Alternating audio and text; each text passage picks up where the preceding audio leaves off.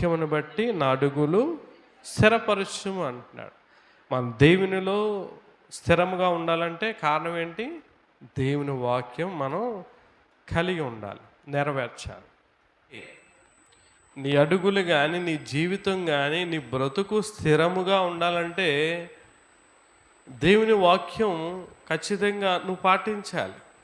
దేవుని వాక్యం అనేది నీలో ఉండాలి. స్థిరం అన్నది అది చాలా ప్రాముఖ్యమైనదండి. ఒక విషయం ఆలోచన చేస్తే, పార్టీలు లోకంలో ఈ రాజకీయ పార్టీలు ఉంటాయి కదా, ఈ రాజకీయ పార్టీలు కొంతమంది ఒక్క పార్టీలో స్థిరంగా ఉండరు, అవునా కదా? ఈ పార్టీలో నుంచి ఆ పార్టీలోకి, ఆ పార్టీలో నుంచి ఆ పార్టీలోకి ఏం చేస్తూ ఉంటారు? జంపు చేస్తూ ఉంటారు, మారుతూ ఉంటారు. ఆ వ్యక్తికి ఏముండదంటే ఏముండదు, విలువ ఉండదు.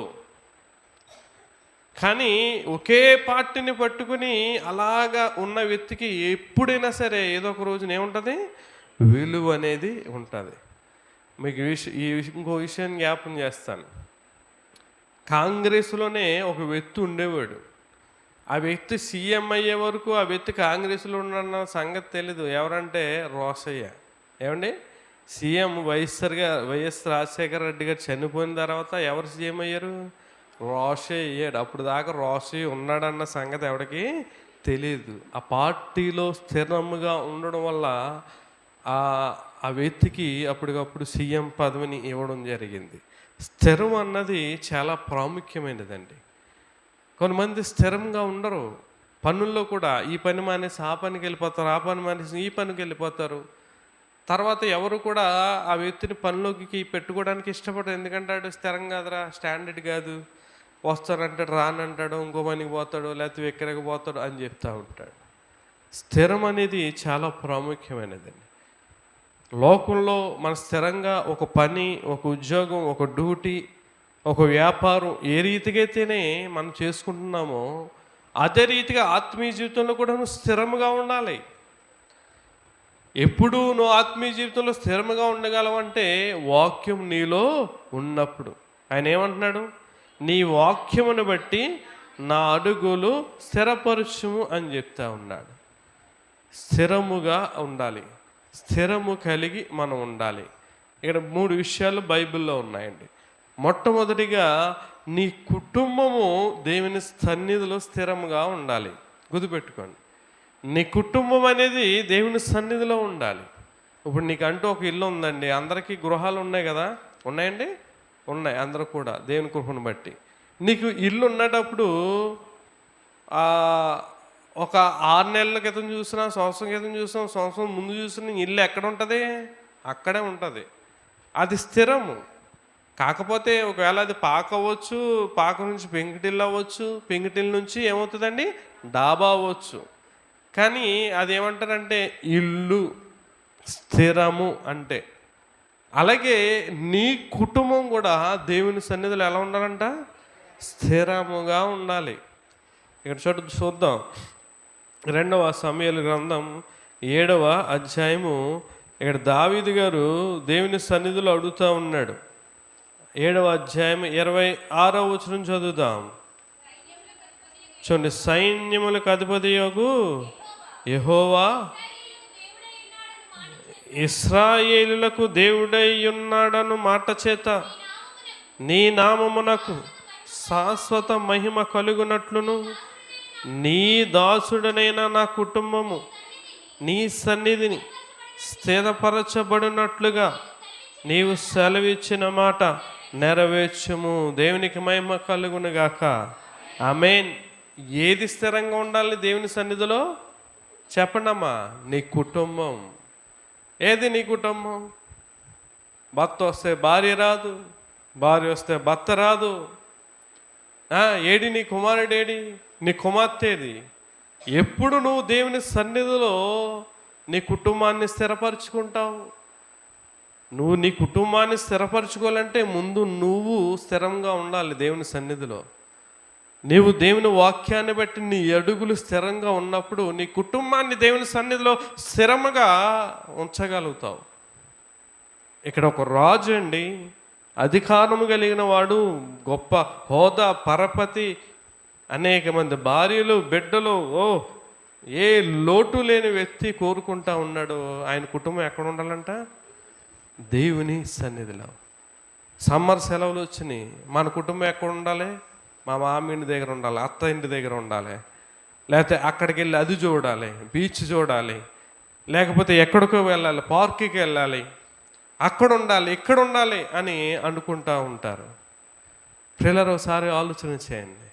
మొన్న అలాగే ఏదో ప్రాంతంలో వెళ్తూ ఉన్నారంట, కుటుంబం యాక్సిడెంట్ అయిపోయి చనిపోయింది. ఒకే ఒక్క పాప బతికింది. బస్సులో మొత్తం 60 మంది చనిపోయారండి, ఒకే ఒక్క పాప బతికుంది. ఏంటంటే మొత్తం కుటుంబస్తులు అందరూ కలిసి ఎక్కడికో పిక్నిక్కి అవి చూడడానికి వెళ్తూ ఉన్నారంట. ఏది స్థిరమండి? ఈరోజున ఏది స్థిరమని నువ్వు వెళ్తూ ఉన్నావు? దేవుని సన్నిధికి వస్తూ ఉన్నావు. ఎప్పుడు నీకు ఆశీర్వాదం దీవెన వస్తుంది అంటే నీ కుటుంబము ఎక్కడున్నప్పుడు? దేవుని సన్నిధిలో స్థిరపరచబని చెప్తా ఉన్నాడు ఆయన. ఏమంటున్నాడు? నీ దాసునైనా నా కుటుంబము నీ సన్నిధిలో స్థిరపరచబడాలి ప్రభువా. నీ సన్నిధిలో స్థిరముగా ఉంటే అప్పుడు వస్తుంది. 29వ వచనంలో అప్పుడు ఇక్కడ చెప్తా ఉన్నాడు, దయచేసి నీ దాసునైనా నా కుటుంబము నిత్యము నీ సన్నిధి ఉండునట్లుగా దాన్ని ఆస్వాదించము. యెహోవా నా ప్రభువా, నీవు సెలవిచ్చి ఉన్నావు, నీవు ఆశీర్వాదం నుండి నా కుటుంబం నిత్యము ఆస్వాదింపబడును. నీ కుటుంబానికి ఆశీర్వాదం అంటే ప్రభువా, దేవుని సన్నిధికి ప్రభువా నా కుటుంబాన్ని దీవించి ఆస్వాదించి అంటే కాదు. మొట్టమొదటి నువ్వు చేయవలసిన పని అంటే నీ కుటుంబం దేవుని సన్నిధిలో స్థిరముగా ఉండాలి, స్థిరపరచబడాలండి. ఈరోజు నువ్వు దేవుని సన్నిధిలో స్థిరముగా ఉండడం లేదు. క్రైస్తవులైన కుటుంబం వాళ్ళు, ఒక వ్యక్తి దేవుని సన్నిధిలో స్థిరముగా ఉండడం లేదు. వాక్యం కఠినంగా ఉంటే మానేయడం, వాక్యం నొచ్చుకుంటే మానేయడం, ఏదో విశ్వాసకి ఏదో మాట వస్తే మానేయడం, కుటుంబంలో భార్యాభర్తల కలహం వస్తే మానేయడం, లేకపోతే తల్లిదండ్రులకి బిడ్డలకి ఏదైనా గొడవ అయితే దేవుని సన్నిధి మానేయడం. ఏది స్థిరత్వం ఈ రోజున? స్థిరము లేకపోతే ఎలాగండి? స్థిరముగా ఒక వ్యక్తి దగ్గర పని చేయకపోతే ఆడి తర్వాత నేను వస్తానన్నా, బాబు నువ్వు వద్దురా బాబు, నేను ఎవరన్నా పెట్టుకుంటాను కానీ నువ్వు మాత్రం రావద్దు అని చెప్తాడు. స్థిరమండి. నీ కుటుంబం దేవుని సన్నిధిలో స్థిరముగా ఉంటే నీ కుటుంబం ఆస్వాదించబడుతుంది, నీ కుటుంబం ఆస్వాదించబడుతుంది. ఏమంటాడు అదే దావీదు గారు 23వ కీర్తన 6వ వచనంలో మనం చూస్తే, 23వ కీర్తన 6వ వచనంలో ఏమంటాడమ్మా? నేను బ్రతుకు దినములన్నీ కృపాక్షేమములే నా వెంట వచ్చును, చిరకాలము యెహోవా మందిరములో నేను నివాసము చేసేది. చిరకాలం అంటే ఏంటి? నేను బ్రతికినంతకాలం కూడా ఎక్కడ ఉండాలి? దేవుని సన్నిధిలో ఉండాలి అని. ఈరోజు నీ బిడ్డలు, నీ భర్త, నీ భార్య ఎక్కడుండాలి అని కోరుకుంటూ ఉన్నారండి. స్థిరం అన్నది చాలా ప్రాముఖ్యమైనది. స్థిరం అన్నది ఈ రోజున సంఘాల్లో విశ్వాసం స్థిరంగా ఉండడం లేదు. ఎక్కడ కాకపోతే అక్కడికి, ఇక్కడ కాకపోతే అక్కడికి వెళ్ళిపోదాం, లేకపోతే ఒక పదవుల కోసం, పరపతుల కోసం, ఒక హోదా కోసం, ఎట్లకో దేనికో ఒక లాభం కోసం ఏదో ఆశించి దేవుని సన్నిధికి రావడం. ఈ రోజుల్లో చూస్తూ ఉంటే క్రైస్తవుల్లో దేవుణ్ణి ఆశించి వచ్చేవారు కొందరే కనబడతా ఉన్నారు. నువ్వు దేవుణ్ణి ఆశించి వచ్చేవారు నా కుటుంబం దేవుని సన్నిధిలో ఉండాలనుకుంటాడు. ఇక్కడ యాక్చువల్గా మనం ఆలోచన చేస్తే దావీదు గారు ఒక్కలే దేవుని సన్నిధికి వెళ్ళిపోయి నేను దేవుని సన్నిధిలో ఉన్నాను, ప్రార్థన చేశాను నా కుటుంబం గురించి అని అంటలే. నేనుండాలి, నా కుటుంబం కూడా నిత్యము స్థిరముగా దేవుని సన్నిధిలో ఉండాలి అని చెప్తా ఉన్నాను. దేవుని సన్నిధిలో ఉంటేనే నీ కుటుంబం ఆస్వాదించబడుతుంది, దీవించబడుతుంది, ఫలిస్తుంది. ఇక్కడ ఒక మాట అంటాడు 92వ కీర్తన 13వ వచనంలో ఏమని రాయబడి ఉంది చూడండి, యెహోవా మందిరములో నాటబడిన వారై వారు మన దేవుని ఆవరణములో వర్ధిల్లుదురు అని చెప్తా ఉన్నాడు. దేవుని మందిరంలో ఏమవ్వాలి? నాటపడాలి. నాటపడడం అంటే స్థిరము. మీ ఇంటి దగ్గర మొక్కలు, లంకల్లో కానీ ఎక్కడన్నా సరే మీ ఇంటి దగ్గర మొక్కలు ఉంటాయి, చెట్లు ఉంటాయి. అది నాటబడింది. అది 6 నెలల క్రితం కానీ సంవత్సరం తర్వాత కానీ ఎప్పుడు చూసినా అది ఎక్కడ ఉంటుంది? అక్కడే ఉంటుంది, స్థిరముగా ఉంటుంది. కొంతమంది ఏం చేస్తారంటే ముందు నాటుతారో అది ఎదుగుతలేదని తీసి చెప్పి అక్కడ నుంచి తీసేసి ఈ మట్టి మంచిది కాదని ఇక్కడ వేయడం, ఇక్కడ నుంచి ఇక తీసి అక్కడ వేయడానికి ఏమొద్దాం మొక్క అమ్మా చచ్చిపోద్ది, వాడిపోయి ఎండిపోయి చచ్చిపోద్ది. నువ్వు స్థిరపడాలి దేవుని సన్నిధిలో, దేవునిలో నాటబడాలి. అందే చెప్తున్నాడు ఆయన. ఏమంటున్నాడు? యెహోవా మందిరములో నాటబడిన వారే. ఇప్పుడు రెడీమేడ్ మొక్కలు వచ్చినాయి, కుండీల్లో మొక్కలు. అది ఎక్కడైనా పెట్టుకోవచ్చు, ఎదుగుతుంది. అది ఆ మట్టి ఆ ఏళ్ళు ఎక్కడ దాకా వెళ్తే అక్కడ దాకా ఎదుగుతుంది. తర్వాత ఇంక ఎదగలేదు. అది జస్ట్ షోకి, అది షోకి. ఈ రోజున క్రైస్తవులు కూడా ఇలాగే రెడీమేడ్ మొక్కల్లాగా అయిపోతూ ఉన్నారు. కుండీలు ఇక్కడ పడితే అక్కడికి, అలాగే ఈ సన్నిధి కాబట్టి ఇంకో సన్నిధి, ఇంకో సన్నిధి కాబట్టి ఇంకో సన్నిధి, వేరే ప్రాంతం, అక్కడికి ఇక్కడికి మారిపోతూ ఉన్నారు. అలా కాదు, దేవుడు చెప్తాడు నాట బడని వారై వారు దేవుని ఆవరణములో ఏమవుతారంట? వర్ధిల్లుదురు. ఈరోజున క్రైస్తవుల కుటుంబాలు వర్ధిల్లిపోవడానికి కారణం ఏంటంటే ఏమవుతలేదల్లో నాటబడలేదు, స్థిరముగా ఉండడం లేదు. ప్రియ సహోదరి సహోదరా, దేవుడు చెప్తా ఉన్నాడు నీ కుటుంబం దేవుని సన్నిధిలో స్థిరముగా ఉండాలి. చాలామంది చెప్తూ ఉంటారు, అబ్బాయి నేను ఇప్పటి నుంచో నేను పలానా పార్టీ అండి, నేను అంతే ప్రాణం పోవాలి తప్ప నేను ఆ పార్టీని విడిచిపెట్టను, ఎప్పటి నుంచో అండి ఏదో చెప్తూ ఉంటారు. ఆ ఏ మనకి కలిసి రావు. కానీ నీ కుటుంబం కనుక దేవుని సన్నిధిలో ఉంటే గొప్ప ఆశీర్వాదం పొందుతారు. ఒక ఆమె నడుము వంగిపోయిన ఆమె దేవుని సన్నిధిలో 38 ఏళ్ళ నుంచి అక్కడే ఉందంట. చూడండి, మనం ఆలోచన చేస్తే లోకసువార్త 13వ అధ్యాయము 10 నుంచి మనం చదివితే చూడండి, విశ్రాంతి దినమున ఆయన ఒక సమాజ మందిరంలో బోధించుచున్నప్పుడు 18 ఏండ్ల నుండి బలహీనపరుచు దెయ్యము పట్టిన ఒక స్త్రీ అచ్చట ఉండేను. ఎక్కడుందమ్మా ఆమె? ఎక్కడుంది? ఇంట్లో ఉందా? ఆదివారం ఉన్నప్పుడు డ్యూటీకి వెళ్తుందా? ఆదివారం ఆరాధన ఉన్నప్పుడు పనికి వెళ్ళిపోతుందా? ఆదివారం ఆరాధన ఉన్నప్పుడు లేకపోతే ఎక్కడికో ఫంక్షన్ కానీ కత్తగారెళ్ళి కానీ వెళ్ళిపోతూ ఉన్నారా? ఎక్కడుంది ఈమె? ఎక్కడుందమ్మా? సమాజం అంటే దేవుని సన్నిధిలో ఉంది. ఎన్ని సంవత్సరాల నుంచి?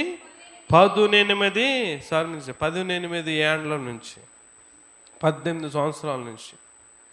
ఈ 18 సంవత్సరాల నుంచి కూడా దేవుని సన్నిధిని స్థిరముగా ఉందండి.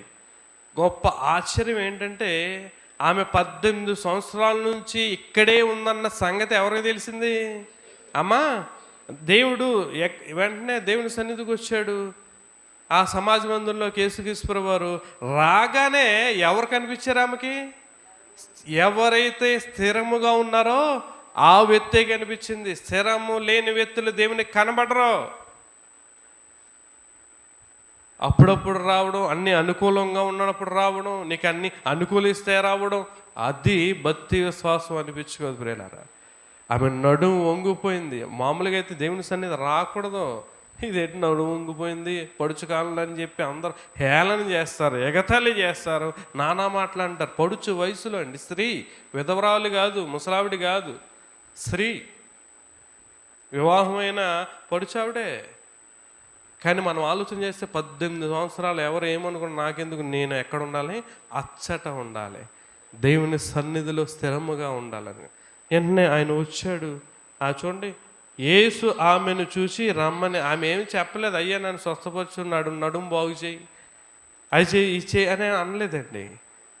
గుర్తుపెట్టుకో పిల్లరా, నువ్వు దేవుని సన్నిధిలో స్థిరముగా ఉన్నప్పుడు దేవుడు వెయిట్ చేస్తాడు. అది రోజులు అవ్వచ్చు, నెలలు అవ్వచ్చు, సంవత్సరాలు అవ్వచ్చు. కానీ నువ్వు స్థిరముగా ఉన్నప్పుడు దానికి తగిన ప్రతిఫలం ఉంటుంది. అందుకే దేవుడు తగిన కాలం ముందు ఏమంటాడు? అమ్మా హెచ్చిస్తారన్నాడు. దేవుడు తన బలిష్ట చేతుల కింద ఉన్నప్పుడు, దేన మనసులో ఉన్నప్పుడు దేవుడు ఏం చేస్తారండి? తగిన కాలం ముందు హెచ్చిస్తారంటాడు. నువ్వు ఎప్పుడు స్థిరముగా ఉండాలి. ఏమే అచ్చట ఉంది దేవుని సన్నిధిలో ఆ రీతిగా స్థిరముగా 18 సంవత్సరాలు ఉన్నప్పుడు ఆ 18 సంవత్సరాలు ఎప్పుడు ఆయన రాలేదు, ఆ సంవత్సరాన్ని వచ్చాడు. వెంటనే వెంటనే లోపలికి రాగానే చూసాడు ఇలా జనాల్ని. ఆమె కనబడింది, స్థిరముగా ఉన్న విశ్వాసే ఆమె. వెంటనే రమ్మన్నాడు ఆయన. రమ్మని వెంటనే ఆమెను ఏం చేశాడండి? బాగుపడి చేశాడు. మనం ఆలోచన చేస్తే యేసు ఆమెను చూసి రమ్మని పిలిచి, అమ్మా నీ బలహీనత నుండి విడుదల పొంది ఉన్నావని ఆమెతో చెప్పి చేతులు ఉంచినప్పుడు ఆమె ఏం చేసిందండి? చక్కగా నిలువబడి దేవుని మహిమపరిచింది. దేవునికి మహిమ కలుగునగాక. నువ్వు దేవుని సన్నిధిలో స్థిరముగా ఉన్నప్పుడు నీకున్న బంధకాలు, బలహీనతలు, అప్పులు, బాధలు అన్నీ కూడా దేవుడు వాటి నుంచి ఏం చేస్తాడండి? విడుదల కలుగు చేస్తాడు.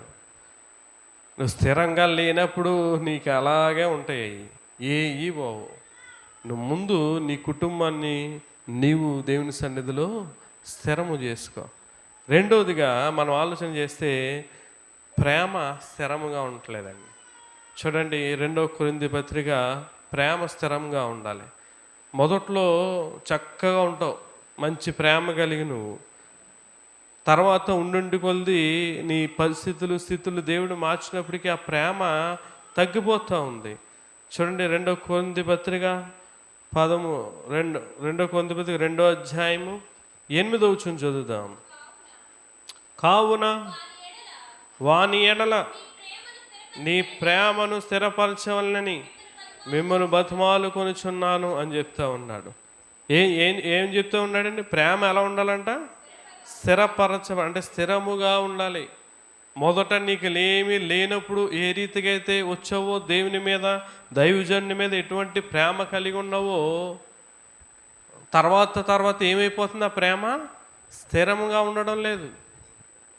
మొదట్లో ఎంతో ప్రేమిస్తావు దేవుణ్ణి, దైవజనుడిని. ఎప్పుడు ఫోన్ చేస్తే అప్పుడు పరిగెత్తుకు వచ్చేస్తావు. ఒకవేళ ఫోన్ చేయకపోయినా పరిగెత్తుకుని వచ్చేస్తావు. ఎలా ఉన్నారయ్య గారు, అలాగండి, ఎలాగ ఉన్నారండి అంటావు. నీ దేవుడు నీ పరిస్థితులు, నీ స్థితిని మార్చాక ప్రియులారా, ప్రేమ ఇంకా సేవకుడు లేదు, ఏమీ లేదు. ఒక విషయాన్ని జ్ఞాపకం చేస్తాను. వివాహమైన కొత్తలో ఏమండి అంటారు ఎవరో భార్యలు. కొంతకాలాన్ని ప్రేమ పోయాక ఏమంటారు చెప్పండి? ఏవండిలో వా తీసేయండి, ఏముంటుంది? ఏండి అంటారు. కొంతకాలానికి ఏమంటారు? వండిలో ఏం పోయింది? వా పోయింది, ఏండి అంటారు. పిలిస్తే ఏంటి ఏంటి అంటారు. కొంతకాలానికి పిల్లలు పుట్టుకుంది ఎదిగాక పోద్ది, వా పోద్ది, డీ పోద్ది, ఏముంటుంది? ఎందుకు పిలిచో అంటారు. ఎందువల్ల ఈ పదాలు ఎలా మారిపోతూ ఉన్నాయి అమ్మా? ప్రేమ లేకపోవడం వల్ల. సారా బ్రతినంతకాలం కూడా అబ్రహాముని ఏమని పిలిచేదో తెలుసా? ఏమని పిలిచేదమ్మా? యజమానుడు అని పిలిచేదండి. మొదట్లో నీ ప్రేమ చక్కగా ఉంది, ఏమండి అని మర్యాదగా పిలుస్తావు. ప్రేమ తగ్గిపోతా ఉన్నది, తర్వాత ఏండి అంటావు. కొంతకాలానికి అంటా ఉన్నావు. కారణం ఏంటంటే నీ ప్రేమ ఎలా లేదు? స్థిరముగా లేదు. ప్రేమ స్థిరముగా ఉండాలండి. ఈరోజున ఎలా ఉంటా ఉందంటే, నీ పరిస్థితులు బాగున్నప్పుడు ఒకలాగా ఉంటుంది, లేనప్పుడు ఒకలాగా ఉంటుంది. అది దేవుని ప్రేమ కాదండి, మనుషుల ప్రేమ. దేవుని ప్రేమ ఎప్పుడు కూడా స్థిరముగా ఉంటుంది.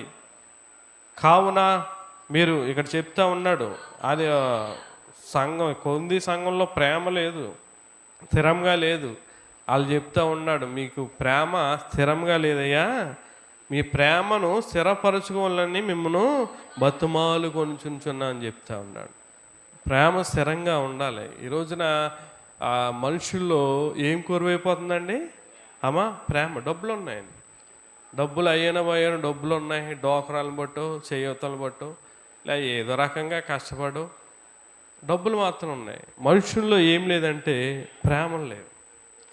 బంధువుల మధ్య ప్రేమలు లేవు, అన్నదమ్ముల మధ్య ప్రేమలు లేవు, భార్యాభర్తల మధ్య ప్రేమ లేదు, తల్లిదండ్రుల బిడ్డల మధ్య ప్రేమ లేదు. ముఖ్యమైనది ఇది. మనుషులు సంపాదన మీదకి వెళ్ళిపోయి ఏది స్థిరంగా పరుచుకోవాలో అది స్థిరపరచుకోలేకపోతా ఉన్నారు. స్థిరముగా ఉండవలసింది మన ప్రేమ. ఇక్కడ యోహాను సువార్త 13 అధ్యాయం 34 చూడండి. యోహాను సువార్త 13 అధ్యాయం 34 చదివితే ఏమంటున్నాడు ఆయన? కాదమ్మా, యోహాను సువార్త 13 అధ్యాయం 34, మీరు ఒకరినొకరు ప్రేమింపవలనని మీకు క్రొత్త ఆజ్ఞ ఇచ్చుచున్నాను, నేను మిమ్మల్ని ప్రేమించినట్టే మీరును ఒకరినొకరు ప్రేమింపాలి. మనం ఏం చేయాలంట? ఒకరినొకరు ప్రేమించాలి. ఇది ఏ ఆజ్ఞ అమ్మ చెప్పండి? క్రొత్త ఆజ్ఞ. క్రొత్త ఆజ్ఞ. మన 10 ఆజ్ఞలు ఉన్నాయి పాత నిబంధన గ్రంథంలో, కానీ నూతన కొత్త నిబంధనలో కొత్త ఆజ్ఞ ఏంటమ్మా? ఒకటే ఆజ్ఞ. మనం ఒకరిని ఏం చేయాలి? ప్రేమించుకోవాలి. ఈ రోజున అదే క్రైస్తవుల్లో ఉండలేదు. చూడండి, ఎవరైతే దేవుణ్ణి ప్రేమించరో వారు దేవుణ్ణి ఎరగని వారు అంటున్నారు, చెప్తున్నాడు. చూడండి, మొదటి యోహాను రాసిన పత్రిక 4 అధ్యాయం 8 మనం చదివితే, మొదటి యోహాను రాసిన పత్రిక, దేవుడు ప్రేమస్వరూపి, ప్రేమ లేనివాడు దేవుణ్ణి ఎరుగడు అని చెప్తా ఉన్నాడు. ప్రేమ లేనివాడు ఎవరిని ఎరగడంట? మరి ఇదేంటి? దేవుని సన్నిధికి వచ్చేస్తున్నాం, మనం పాటలు పాడేస్తున్నాం, ప్రార్థన చేసేస్తున్నాం, పరిచర్య చేసేస్తున్నాం, వాద్యాలు వాంచేస్తున్నాం, అన్నీ చేసేస్తున్నాం, కానీ ఏం లేదు మనలో? ప్రేమ లేదు. ప్రేమ లేనప్పుడు దేవుడు మనల్ని ఎరగడు అని చెప్తా ఉన్నాడు. గుర్తుపెట్టుకో, నీ ప్రేమ స్థిరంగా ఉండాలండి. మొదట్లో ఈరోజు సంఘాల్లో చూస్తూ ఉంటే సేవకుని మొదట్లో చాలా చక్కగా అయ్యగారు అయ్యగారు అయ్యగారు అయ్యగారు అని అంటూ ఉంటారండి. కొంతకాలానికి ఆడు అంటున్నారు సేవకుడిని. దైవజనుని పట్టుకుని ఆడండి, ఆడేం భాషండి? స్థితులు మారిపోయాక, పరిస్థితులు మారిపోయాక అలాగే అన్నారు మన సంఘాల్లో కూడా. మోషేని మిరియాము అలాగే అంది, కానీ ఎవరన్నారండి? అమ్మ ఎవరన్నారు? దేవుడు అన్నాడు. గుర్తుపెట్టుకో, నువ్వు సేవకుండా అనే ప్రతి మాట కూడా ఎవడంటారంట? అమ్మా దేవుడంటే. వెంటనే మిరియాం కుష్ఠరోగం వచ్చేసింది. చాలా జాగ్రత్త, నీ పరిస్థితులు మారియని, అయ్యి మారిపోయి అని చెప్పి ఇష్టానుసారంగా సేవకుని దూషించుకో. సేవకుని పక్షాన్ని ఎవరు ఉంటారంటే ఎవరమ్మా? దేవుడు ఉంటాడు. గుర్తుపెట్టుకో, ఆడు ఈడు అని చెప్పి నోటికి ఇష్టానుసారంగా మాట్లాడకూడదు. ప్రేమ లేకపోవడం వల్ల, నిజమే అండి, ప్రేమ లేకపోవడం వల్ల. ప్రేమ లేనివాడు దేవుణ్ణి ఎరగడు. ఎఫెసీ పత్రిక 5 అధ్యాయం 2 మనం చూస్తే, ఎఫెసీ పత్రిక చదవమ్మ. క్రీస్తు మనలను ప్రేమించి పరిమళ వాసనగా ఉండుటకు మన కొరకు తను తాను దేవునికి అర్పణగాను బలిగాను అప్పగించుకొనెను. అలాగుననే మీరును ప్రేమ కలిగి నడుచుకోవాలి. మన దేవుని సన్నిధికి వచ్చి నేర్చుకుని ప్రేమ కలిగి నడుచుకోవాలి. ఈ రోజున క్రైస్తవుల్లోనే భేదాలు, కుల భేదాలు, మత భేదాలు, సంఘ భేదాలు. ఈ రోజున కారణం ఏంటంటే క్రైస్తవుల్లో ఏమి లేకపోవడం వల్ల? ప్రేమ లేకపోవడం. ఒక సంఘం కూటం పెట్టుకుంటే వెళ్ళరు, ఒక సంఘస్థులు సభలు పెడితే వెళ్ళరు, రారు. ఒక సంఘంలో ఏదైనా జరిగితే మాకు తెలీదు అన్నట్టుగా ఉంటాయి. రోజున ఎంత భేదాలుగా వచ్చేసినాయి అంటే కారణం ఏంటంటే ప్రేమ లేకపోవడం అండి. ప్రేమ ఉంటే ఐక్యత కలిగి ఉంటారు. అందుకంటాడు ప్రకటన గ్రంథంలో ఎఫెసీ సంఘంతో చెప్తా ఉన్నాడు, నీకు మొదట ఉండిన ప్రేమను విడిచిపెట్టేసావయ్యా అని చెప్తా ఉన్నాడు. చూడండి, ఇక్కడ ప్రకటన 2 అధ్యాయం 4 మనం చదివితే, అయినను మొదట నీకుండిన ప్రేమను నీవు వదిలితివి, నేను నీ మీద తప్పు ఒకటి మోపవలసి ఉన్నది అని చెప్తాను. మొదట ఉండిన ప్రేమ ఏమైపోయిందంట? వదిలేస్తామంట. ఈరోజు దేవుడు మన సంఘంతో కూడా మాట్లాడుతున్నాడు. ఏది మొదటి ప్రేమ అనేది? ఏమీ లేనప్పుడు, దేన్న స్థితిలో ఉన్నప్పుడు ప్రేమను చూపించావు కదా దేవుని పట్ల, సేవకుని పట్ల. ఏది ఆ స్థిరమైన ప్రేమ? ఏది? నువ్వు ప్రేమ లేకపోతే దేవుడు నిన్ను ఎరగడు. గుర్తుపెట్టుకో, నేను ప్రేమిస్తున్నానండి దేవుణ్ణి, విశ్వాసులు ప్రేమించకపోయినా, సేవకుని ప్రేమించకపోయినా పర్లేదంటే అబ్బాయి చెల్లదు. ప్రేమ లేనివాడు దేవుడిని ఎరగడు, దేవుడిని నిన్ను ఎరగడు. గుర్తుపెట్టుకో పిల్లలు. ఇక్కడ ఒక మాట అంటాడు, మొదటి కొరింథీ పత్రిక 16వ అధ్యాయము, మొదటి కొరింథీ పత్రిక 16వ అధ్యాయం 22వ వచనంలో ఒక మాట ఉంటుంది. ఇక్కడ చాలా చక్కగా, ఎవడైనాను ప్రభువును ప్రేమింపకుంటే వాడు శపింపబడునుగాక, ప్రభువు వచ్చుచున్నాడు. ఎవరైతే దేవుణ్ణి ప్రేమించరో, దైవజనుని ప్రేమించరో, తోటి విశ్వాసుల్ని ప్రేమించరో వాళ్ళు ఎవరంటమ్మా? ఎవరిలో? శపింపబడిన వారు, శాపగ్రస్తులు. ఈ రోజున క్రైస్తవులు ఎందుకు శాపగ్రస్తులు అయిపోతున్నారు? కుటుంబంలో నెమ్మది లేదు, సమాధానం లేదు, శాంతి లేదు.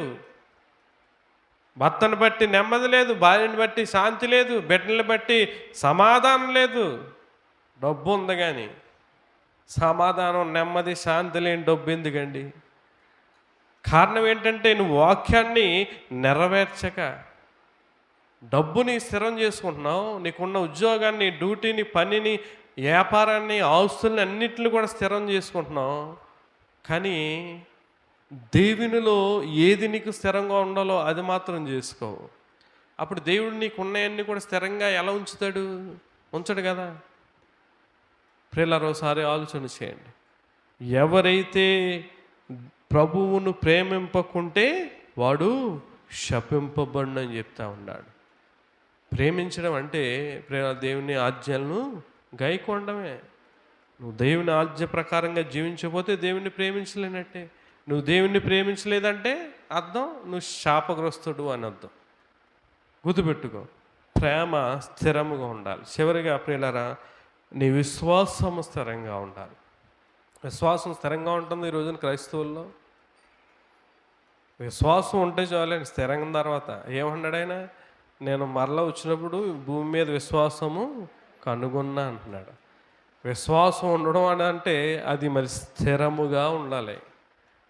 చూద్దాం, ఇక్కడ చూడండి, అపోస్తలుల కార్యాలు 16వ అధ్యాయము చూడండి. విశ్వాసము స్థిరంగా ఉండాలని క్రైస్తవునికి ప్రాముఖ్యమైనది, పునాది ఏంటంటే ప్రియులారా ఆలోచన చేసుకోండి, విశ్వాసం అండి. మన ఇంటికి పునాది ఎంత ప్రాముఖ్యమో, పునాది పాడైపోగా మనుషులు నీతిమంతులు ఏమి చేయగలరు అంటాడు. పునాదులు పాడైపోతే చేసేదే ఉండదు, మళ్ళీ పడగొట్టేసి మళ్ళీ కింద నుంచి కడతామే. అలాగే క్రైస్తవునికి పునాది ఏంటండి? ఎలా చూడండి, ఏంటి? విశ్వాసం. విశ్వాసం అనేది చాలా స్థిరముగా గట్టిగా ఉండాలి నీకు. లేకపోతే నీ ఆత్మీయ జీవితం అనేది పడిపోద్ది, కూలిపోద్ది. ఆలోచన చేస్తే అపోస్తలుల కార్యాలు 16వ అధ్యాయం 5వ వచనం చదివితే ఏమంటున్నాడంటే చూడండి, గనుక సంఘములు విశ్వాసమందు స్థిరపడి అనుదినము లెక్కకు విస్తరించుచుండెను, దేవునికి మహిమ కలుగును గాక. సంఘం అనేది దేని మీద స్థిరపడాలి? విశ్వాసం మీద స్థిరపడాలి. సంస్థల మీద కాదు, ఫండ్స్ మీద కాదు, సంఘంలో వచ్చే ఉద్యోగస్తుల మీద కాదు, సంఘంలో వచ్చే రాబడి మీద కాదు, సంఘంలో వచ్చే జనాల మీద కాదు. సంఘం అనేది దేని మీద ఉంటే విశ్వాసం మీద స్థిరపడాలి. ఇక్కడ సంఘములు విశ్వాసమందు స్థిరపడి అనుదినము లెక్కకు విస్తరించుచున్నాను. ఎప్పుడు ఆత్మలు రక్షించబడతాయంటే పాపం నుండి, చెడుతనం నుంచి రక్షించబడి లెక్కలేనండి ఆత్మలు విస్తరించి దేవుని సన్నిధికి రాగలవంటే సంఘం అనేది విశ్వాసమందు స్థిరపడినప్పుడు. ఈరోజున విశ్వాసమందు స్థిరపడలేదు సంఘాలు. అసలు విశ్వాసం అంటేనే ఏంటో తెలియట్లేదు ఈ రోజున సంఘాలకి. జాగ్రత్త ప్రియులారా, విశ్వాసము చాలా ప్రాముఖ్యమైనది. ఎంత విలువైందంటే విశ్వాసం. బంగారం మనకి ఇది బంగారం విలువైనదని తెలియనప్పుడు పాడేసుకుంటూ ఉంటారు పిల్లలు. కొంతకాలానికి వాళ్ళకి ఎదిగి ఆ బంగారం విలువేంటో తెలిసినప్పుడు ఏం చేస్తారో చాలా జాగ్రత్త పరుచుకుంటారు. బంగారం కన్నా, వెండి కన్నా, డబ్బు కన్నా, ఆస్తి కన్నా, వజ్రాల కన్నా, వైడూర్యాల కన్నా, అన్నిటికన్నా గొప్పది ఏంటండి? విశ్వాసం. ఆ విశ్వాసము స్థిరముగా ఉండాలి. అబ్రహాము ఆ రీతిగా స్థిరంగా ఉండడానికి, తన ఆశీర్వాదాలు స్థిరపరచడానికి దేవుడు కారణం ఏంటంటే దేవునిలో విశ్వాసం అతను ఎలా ఉందండి? స్థిరముగా ఉంది. నువ్వు విశ్వాసం స్థిరంగా ఉంటే నువ్వు అన్నిటిలో కూడా స్థిరంగా ఉంటావు. దేవుని సన్నిధికి రావడం స్థిరంగా వస్తావు. పాటలు పాడడంలో ఏంటి, ప్రార్థన చేయడంలో ఏంటి, దేవునికి ఇవ్వడంలో ఏంటి, విశ్వాసం అనేది బైబిల్లో చెప్తాడు. ఎబ్రీ పత్రిక 4వ అధ్యాయంలో విశ్వాసం గురించే రాస్తాడు. విశ్వాసాన్ని బట్టి అబ్రహాము ఆశీర్వాదం పొందాడు, దేవునికి ఇష్టడయ్యాడని, నోహోవు గురించి, రాహాబు గురించి, అలాగే శ్రేష్టమైన బలి ఇచ్చాడని చెప్పి, హేబేలు గురించి అంతా కూడా విశ్వాసం గురించి. విశ్వాసాన్ని బట్టే వారు దేవునికి ఏదైనా చేయడం అన్నది అని అక్కడ చాలా క్లియర్గా రాయడం జరుగుతుంది. అంటే అంత ప్రాముఖ్యమైనది విశ్వాసం. ఆ విశ్వాసంలో నువ్వు స్థిరంగా ఉంటే నీ విశ్వాసం, నువ్వు దేవునిలో కూడా స్థిరంగా ఉంటావండి. నీ విశ్వాసం స్థిరంగా ఉండాలి. స్థిరంగా లేకపోతే విశ్వాసం ఏం చేస్తారంటే నిలకడగా ఉండరు, దేవునిలో వెళ్ళిపోతూ ఉంటారు, అక్కడికి వెళ్ళిపోతూ ఉంటారు. పిల్లలు ఒకసారి ఆలోచన చేయండి. మనం దేవుని దగ్గరికి రావాలి. దేవునిలో నువ్వు స్థిరంగా ఉన్నప్పుడు దేవుడు నీకు ఏది అడిగితే అది దేవుడు దాచి. అందుకని నా యందు మీరును మీ యందు నా మాటలను నిలిచి ఉండాలి. మీకు ఏది ఇష్టమో, మనము స్థిరంగా లేనప్పుడు మనం ఏది అడిగినా దేవుడు ఇవ్వడండి. నువ్వు ఆయన యందు స్థిరముగా ఉన్నప్పుడు నువ్వు ఏది అడిగితే అది దేవుడు ఖచ్చితంగా ఇస్తాడు. ఇక్కడ అంటాడు మొదటి పేతురుపత్రిక 5వ అధ్యాయము, మొదటి పేతురుపత్రిక 5వ అధ్యాయం 9వ వచనం మనం చదివితే చూడండి, లోకమందున్న మీ సహోదరుల యందు ఈ విధమైన శ్రమలే నెరవేర్చుచున్నవని ఎరిగి విశ్వాసమందు స్థిరులై వారిని ఎదిరించుడి. ఎందులో స్థిరంగా ఉండాలమ్మా? విశ్వాసమందు స్థిరులై. లోకమందున్న మీ సహోదరుల యందు ఈ విధమైన శ్రమలే నెరవేర్చుచున్నవని ఎరిగి. విశ్వాసం శ్రమలు రావచ్చు, బాధలు రావచ్చు, నీ బంధువుల ద్వారా, సహోదరుల ద్వారా, లోకంలో నానా రకాలైన బాధలు, కష్టాలు ఏమన్నా రావచ్చు. కానీ నువ్వు ఎదిరించాలంటే ముందు ఏం చేయాలి అమ్మా? విశ్వాసంలో స్థిరంగా ఉండాలి. స్థిరంగా ఉన్నప్పుడు నీకు వచ్చిన శోధన కానీ, బాధను కానీ ఏదైనా సరే నువ్వు ఎదిరించగలవు. ఏంటి ప్రభా నాకు ఈ శోధన, ఏంటయ్యా నాకు ఈ బాధ, ఏంటయ్యా ఈ నా కష్టం ఎందుకు పెట్టావు అని అడగడానికి అవకాశం ఉంటుంది. అంతే తప్ప చూడండి, ఉద్యోగంలో కానీ, డ్యూటీలో కానీ, జాబ్లో కానీ స్థిరంగా చక్కగా చేసిన వ్యక్తిని జాబ్ నుంచి తీసేస్తే ఆ వ్యక్తి ఏం చేస్తాడు? వెంటనే చెప్పండి ఆమె ఏం చేస్తాడు? వెంటనే వెళ్ళి అయ్యా నన్ను ఎందుకు తీసేశారు, నేను ఏ రోజు ఆబ్సెంట్ అవ్వలేదు, ఏ పని కూడా, ఏ డ్యూటీ కానీ నేను ఎగ్గొట్టలేదు, ఏ పని చెప్తే ఆ పని చేశాను, చక్కగా స్థిరంగా వచ్చాను, చక్కగా నన్ను ఎందుకు తీసేశారు అని అడుగుతారు. అడిగినప్పుడు క్లియర్గా చూసి అప్పుడు మరలా అతనికి ఉద్యోగం ఇచ్చే అవకాశం ఉంటుంది. స్థిరంగా రాకుండా, స్థిరంగా వెళ్ళకుండా ఏదో అలా ఉంటే ఏం పట్టించుకోరు. నాకు తెలియదయ్యా పైన తీస్తారని అంటే చెప్తారు. ఇలా విశ్వాసం అనేది స్థిరంగా ఉండాలి.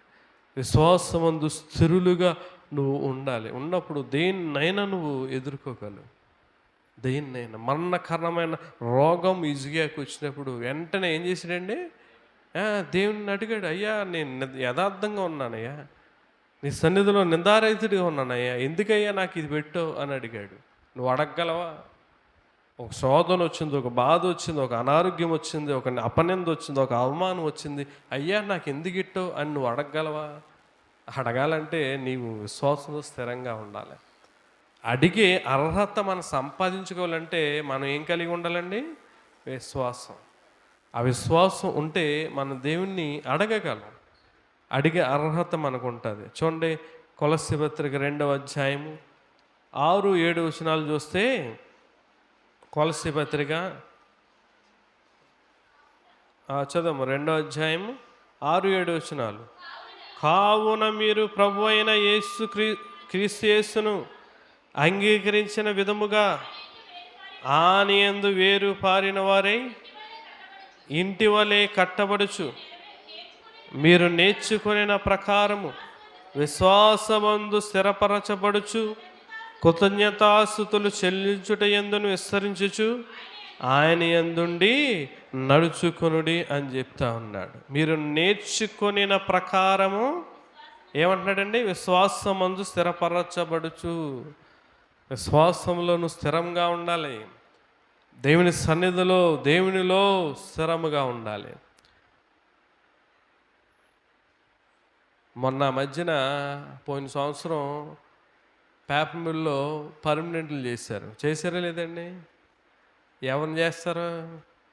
చక్కగా డ్యూటీకి వెళ్ళి స్థిరముగా ఆబ్సెంట్లు ఏం లేకుండా మంచిగా వెళ్తే వాళ్ళని ఏం చేస్తారు? లిస్టులో తీసి వాళ్ళని ఏం చేస్తారు? పర్మనెంట్ చేస్తాడు. లేదా అప్పుడప్పుడు నెలకు 15 రోజులు మానేసి సరిగ్గా డ్యూటీకి వెళ్ళకుండా, డ్యూటీకి వెళ్ళినా సరిగ్గా పని చేయలేదనుకో, పర్మనెంట్ చేస్తారా? అమ్మని చేస్తారా? చేయరు. స్థిరం అనేది చాలా ప్రాముఖ్యము. దేవునిలో కూడా స్థిరం అనేది ఇంకా ప్రాముఖ్యము. గుర్తుపెట్టుకో ప్రియులారా, నీ విశ్వాసం అనేది స్థిరముగా ఉండాలి. నీ విశ్వాసం అనేది స్థిరంగా ఉంటే దేవునిలో ప్రతిదీ కూడా నువ్వు స్థిరంగానే ఉంటావండి. ప్రియులు, చివరిగా చూడండి, చివరిగా ఫిలిప్పీ పత్రిక మొదటి అధ్యాయము, ఫిలిప్పీ పత్రిక మొదటి అధ్యాయం 14 వచనం చదువుదాం. మరియు సహోదరులైన వారిలో ఎక్కువ మంది నా బంధకముల మూలముగా ప్రభునందు స్థిర విశ్వాసము గలవారై నిర్భయముగా దేవుని వాక్యమును బోధించుటకు మరి విశేష ధైర్యము తెచ్చుకొనిరి అని చెప్తా ఉన్నాడు. మరియు సహోదరులైన వారిలో ఎక్కువ మంది నా బంధకం మూలంగా ప్రభునందు స్థిర విశ్వాసము గలవారై. సంఘంలో సహోదరులు ఎలా ఉన్నారంటే, ఫిలిప్పీ సంఘంలో ఏ విశ్వాసం కలిగి ఉన్నారంట? స్థిర విశ్వాసం కలిగి ఉన్నారంట. ఈ స్థిర విశ్వాసము కలిగి నిర్భయముగా ఏం ప్రకటించారంట? దేవుని వాక్యము బోధించుటకు మరి విశేష ధైర్యము తెచ్చుకొనిరి. దేవునికి మహిమ కలుగును గాక. నీకు స్థిరమైన విశ్వాసము లేకే దేవుని వాక్యం బోధించలేకపోతున్నావు. దేవుని సువార్త ఎవరికి కూడా నువ్వు ప్రకటించలేకపోతా ఉన్నావు. ప్రియులారా, గుర్తుపెట్టుకో, నువ్వు సువార్త ప్రకటించకపోతే నీకు శ్రమ వస్తుందండి, నీకు బాధ వస్తుంది, కష్టం వస్తుంది. మన అందరి మీద భారం ఉంది, సువార్త భారం. నేను వచ్చాను, నేను రక్షించబడ్డాను, అది తప్పండి. నిజముగా రక్షించబడిన వ్యక్తి ఎదుటి వ్యక్తిని రక్షించడానికి చూస్తాడు. గుర్తుపెట్టుకో, లూదియా అక్కడ దేవుని వాక్యం ఉంది, అక్కడ ప్రభు ఆమె హృదయం తెరిచాడు, ఆమె రక్షించబడింది. అక్కడతో వదిలేదు. ఆమె ఏం చేసింది? ఇంటికి తీసుకెళ్ళిపోయి వారి కుటుంబానికి కూడా బోధించి వారికి కూడా రక్షణ దయచేసుకుంది. ఒకవేళ ఇంటి దగ్గర మరి బంధువులు ఉండొచ్చు, ఆన్లైన్లో ఉండొచ్చు, నాకు తెలిసి. అలాగే చెరసాల నాయకుడు కూడా ఏం చేశాడు? అయ్యా, మేము రక్షణ పొందడానికి ఏం చేయాలా అన్నాడు. బాగానే లోపల ఉన్నారని చెప్పి మళ్ళా గేట్ వేసి తాళం వేసేలేదు. నేను రక్షణ పొందడానికి ఏం చేయలే, రండి అయ్యా, మా ఇంటికి రండి అయ్యా అని చెప్పి తనతో పాటు తన కుటుంబాన్ని కూడా రక్షించుకున్నాడు. విశ్వాసం అంటే అది. విశ్వాసంలో స్థిరంగా ఉన్నవాళ్ళు ఎలాగ ఉంటారండి? నువ్వు దేవుని వాక్యాన్ని ఎట్టకారంగా హేళనగా చూసుకుని నీ బతుకు కూడా అలాగే అయిపోతుంది, హేళనగా ఎట్టకారంగా అయిపోతుంది. నేను చూసినంత మట్టుకు దేవుని వాక్యాన్ని దేవుడే నాతో మాట్లాడాడని సూటిగా విని చక్కగా ఉన్నవాళ్ళు బాగుపడతారు పిల్లరా. చాలా సంఘాల్లో ఇలాగే నచ్చని వాక్యం చెప్తే హేళనగా ఎటకారంగా తీసుకున్న వాళ్ళు బతుకులు అలాగే అయిపోతాయి. ఎందుకంటే ఇది రెండంచుల ఏంటమ్మా ఖడ్గం. ఆయన మాట అగ్ని వంటిది అంటాడు, బండను కొట్టు సుత్తి వంటిది అంటాడు. గుర్తుపెట్టుకోండి, దేవుని మాటలు శ్రద్ధగా మనం వినాలి. ఇక్కడ స్థిర విశ్వాసం కలిగి నిర్భయముగా దేవుని వాక్యమును బోధించుటకు మరీ విశేష ధైర్యము తెచ్చుకున్నారంట. ఈరోజు నీకు ధైర్యము లేదు, దేవుని సువార్తను ప్రకటించలేకపోతున్నావు అంటే కారణం నీకేమి లేదు, స్థిర విశ్వాసం లేదు. ఎప్పుడు మనం స్థిరంగా ఉండగలమంటే చదవం కదా, నీ వాక్యమును బట్టి నా అడుగులు స్థిరపరచుము అంటున్నాడు. మన దేవునిలో స్థిరంగా ఉండాలంటే కారణం ఏంటి? దేవుని వాక్యం మనం కలిగి ఉండాలి, నెరవేర్చాలి. ఆ రీతిగా దేవుని వాక్యాన్ని కలిగి ఉండు. ఏదో వినేసి వదిలేద్దండి. దేవుని వాక్యాన్ని విని ఆ వాక్య ప్రకారంగా నువ్వు జీవించినప్పుడు నువ్వు దేవునిలో స్థిరముగా ఉంటావు. ఆ రీతిగా ఉంటే దేవుడు మెండైన ఆశీర్వాదాలు దీవెనలు ఇస్తాడండి. నువ్వు స్థిరముగా లేకపోతే ఎటువంటి ప్రతిఫలం అనేది ఉండదు. స్థిరముగా ఉందాం దేవునిలో, దేవుని ద్వారా దైవాశీర్వాదాలు పొందుకుందాం. అట్టి కృప మీ అందరికీ తోడై ఉండునుగాక. ఆమేన్. ప్రార్థన చేసుకుందాం. విన్న వర్తమానాన్ని బట్టి తండ్రి, స్థిరము గురించి మాత్రం మాట్లాడారయ్యా. నిజమే, మేము లోకంలో అనేకమైన ఉద్యోగాలు, వ్యాపారాలు, పనులు, కూలి పనులు, డ్యూటీలు చేసుకుంటున్నామయ్యా. మేము ప్రతి దానిలో స్థిరంగా చేసుకున్నాం, స్థిరంగా ఉంటున్నాం. అని నీ ఆత్మీయమైన జీవితంలో నీలోనే మేము స్థిరంగా ఉండలేకపోతా ఉన్నాం. అవును తండ్రి, మా కుటుంబం నీ సన్నిధిలో స్థిరముగా లేదు. నేను మీ సన్నిధిలో స్థిరముగా ఉండడం లేదు ప్రభువా. స్థిరము లేని జీవితాలు, స్థిరము లేని బ్రతుకులు ఏమాత్రం తండ్రి ఆశీర్వాదకరంగా, దీవెనకరంగా ఉండవు ప్రభువా. మేము స్థిరముగా ఉండి మా కుటుంబాలు నీ సన్నిధిలో స్థిరపరచుకోవడానికి మీరే సహాయం చేయండి. నీ సన్నిధిలో నాటబడాలయ్యా. నాటబడినప్పుడే వర్ధిల్లడం అనేది, ఫలం అనేది ఉంటుంది. అదే రీతిగా ప్రేమ కూడా స్థిరముగా ఉండేలాగా మీరే మాకు సహాయం చేయండి. మరి అదేవిధంగా విశ్వాసము స్థిరముగా ఉండడానికి మీరే కృపను అనుగ్రహించండి.